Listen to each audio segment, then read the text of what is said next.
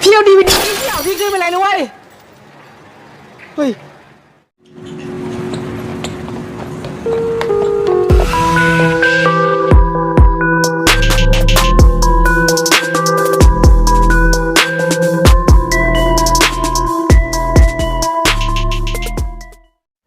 Scene awal film memperkenalkan tokoh utama kita yaitu Top Itipat. Dia pergi ke bank untuk meminjam uang sebesar 10 juta baht atau sekitar 4,7 miliar. Mendengar angka yang cukup fantastis, si teller bank penasaran dan bertanya akan diapakan uang sebanyak itu. Akhirnya Top pun mulai bercerita. Saat masih SMA, Top kerap menghabiskan waktunya bermain game online, bahkan saat di dalam kelas. Hingga suatu hari ada seseorang yang ingin membeli item senjata yang dimilikinya seharga 12.000 baht atau sekitar 5,7 juta. Meski awalnya ragu, Top pun akhirnya setuju. Karena belum mempunyai rekening, Top lalu meminjam rekening milik pamannya untuk menerima uang pembayaran tersebut. Tak disangka, ternyata uang itu benar-benar masuk ke rekening paman Top. Sejak saat itu Top mulai menjual item-item yang dimilikinya. Dari situ Top meraup keuntungan yang cukup besar sampai ia pun mampu membeli sebuah mobil. Saat pulang ke rumah, Top malah dimarahi oleh orang tuanya. Mereka menuduh Top memperoleh uang itu dari hasil berjudi. Saat menjelaskan dengan jujur bahwa uang itu dihasilkan dari game, ayahnya malah tidak percaya.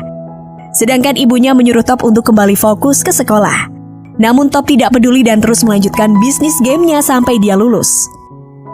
Setelah lulus SMA, Top mendaftar ke universitas negeri.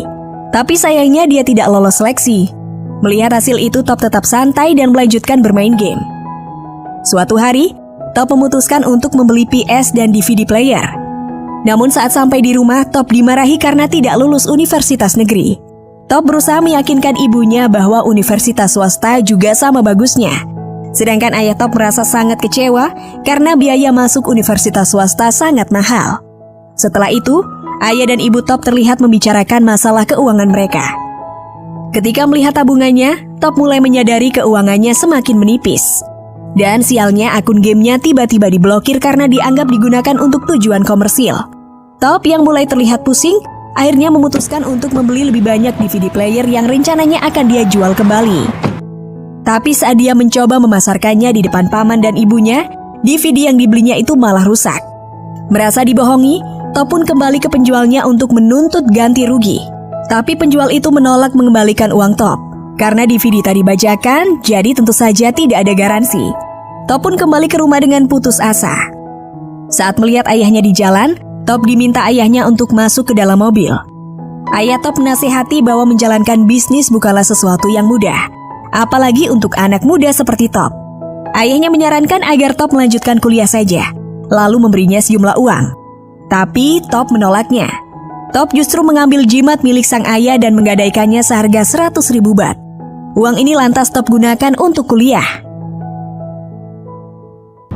Suatu hari, Top mengunjungi Food Expo dan menemukan ide bisnis baru saat melihat penyangrai kacang otomatis. Setelah mendengar bahwa mesin itu adalah mesin penyangrai pertama di Thailand, Top semakin yakin untuk membelinya meskipun harganya sangat mahal.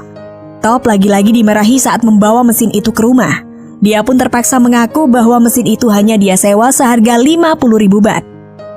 Top memulai bisnis kacang sangrainya dengan mempelajari ilmu dari pedagang di pasar, hingga dia berhasil menemukan resep yang tepat. Top akhirnya berjualan kacang bersama pamannya di Food Park Mall.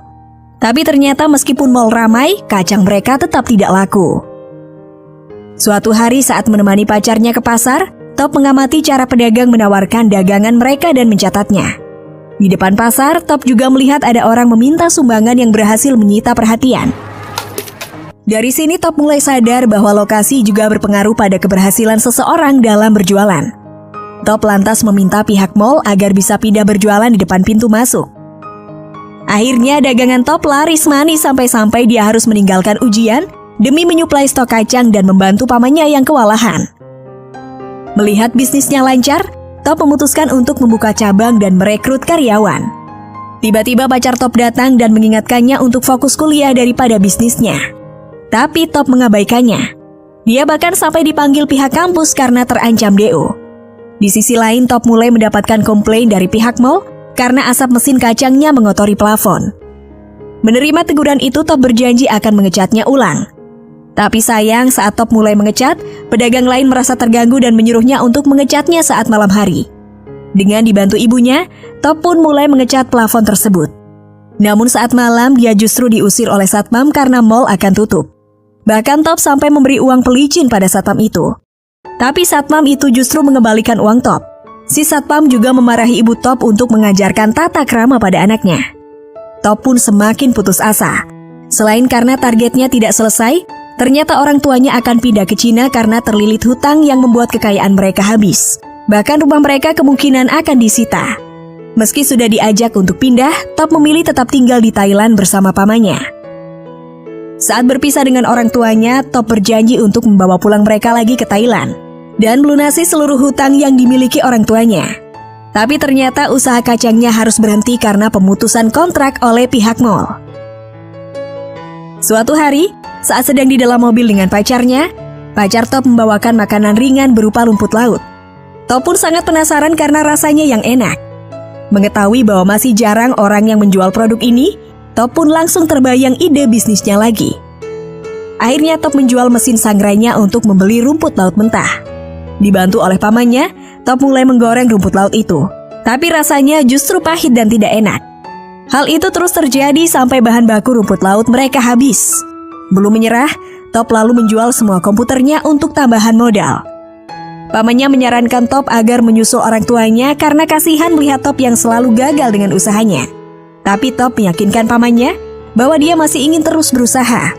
Mendengar semangat Top membuat pamannya berjanji akan terus membantu usahanya. Suatu malam saat sampai di rumah, Top menemukan pamannya tergeletak bersimbah darah karena terpeleset. Dia pun merasa sedih karena satu-satunya orang yang mendukungnya justru celaka. Siang harinya Top kembali menggoreng rumput laut yang lagi-lagi masih tidak enak. Tapi Top terus saja menggoreng sampai stok rumput lautnya habis. Saat hampir putus asa, tidak sengaja Top menemukan sisa rumput laut yang terjatuh dan sudah diguyur hujan semalam. Karena tidak ada lagi sisa rumput laut, Top pun terpaksa menggorengnya. Dan anehnya, rumput lautnya kali ini terasa enak. Ternyata rahasianya ada pada pengembunan. Senyum pun mulai merekah di wajah Top. Dia dan pamannya yang sudah pulih akhirnya melanjutkan perjuangannya. Melihat banyaknya pembeli, Top menargetkan pendapatan 1 juta baht per tahun. Namun Top kembali putus asa setelah mengetahui hutang orang tuanya sebesar 40 juta baht atau 12 miliar. Yang artinya butuh waktu setidaknya 40 tahun untuk melunasi semua hutang orang tuanya. Kenyataan pahit lainnya masih berlanjut. Rumah Top ternyata benar-benar disita oleh bank. Suatu hari Top menyadari keberadaan 7-Eleven yang membuatnya tertarik untuk menjual rumput lautnya di sana. Saat mendatangi kantor 7, Top melihat seseorang mempresentasikan produknya. Top pun mencoba melakukan hal serupa di kamar mandi. Sayangnya hari itu jadwal ibu manajer sangat padat, sehingga Top disuruh meninggalkan produknya saja. Tapi saat Top memperlihatkan produknya, dia langsung ditolak karena kemasannya yang tidak layak. Keesokan harinya Top dihampiri pacarnya yang kecewa karena Top tidak melanjutkan kuliah. Dia mengatakan bahwa disitulah pintu kesuksesan berada. Namun Top kembali meyakinkan pacarnya bahwa kesuksesan bisa datang dari mana saja, asal dia mau berusaha. Top semakin kecewa karena pacarnya justru menawarkan uang milik ayahnya untuk modal memulai kuliah kembali. Esoknya, Top langsung pergi ke tempat cetak kemasan.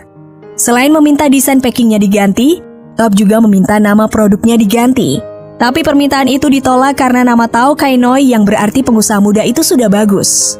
Akhirnya Top kembali menemui manajer 7. Meskipun sudah menunggu dari pagi sampai sore, si manajer tetap tidak mau menemuinya.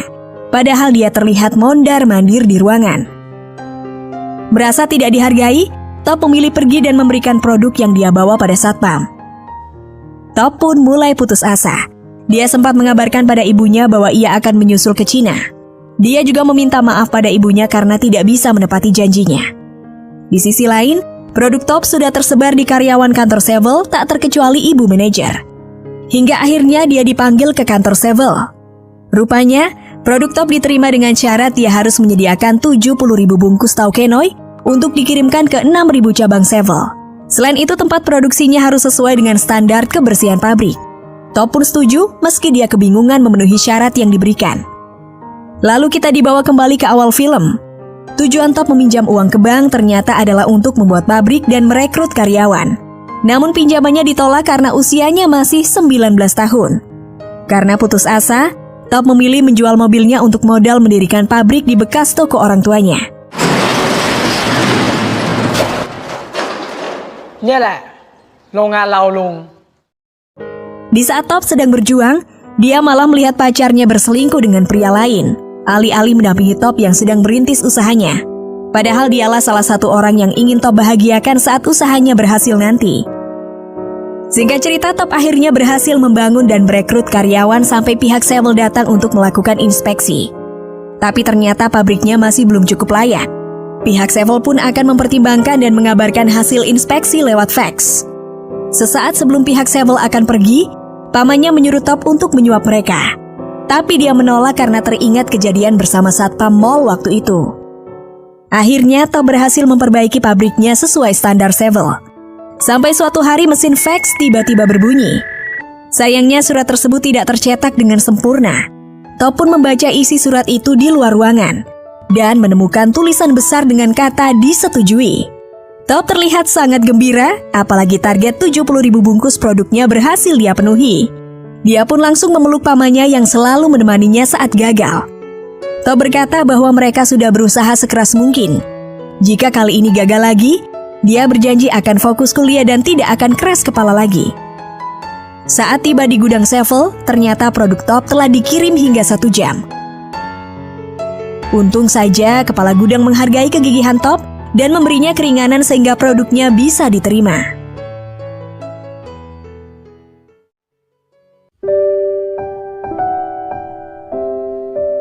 Dengan perasaan lega, Top lalu menelpon ibunya.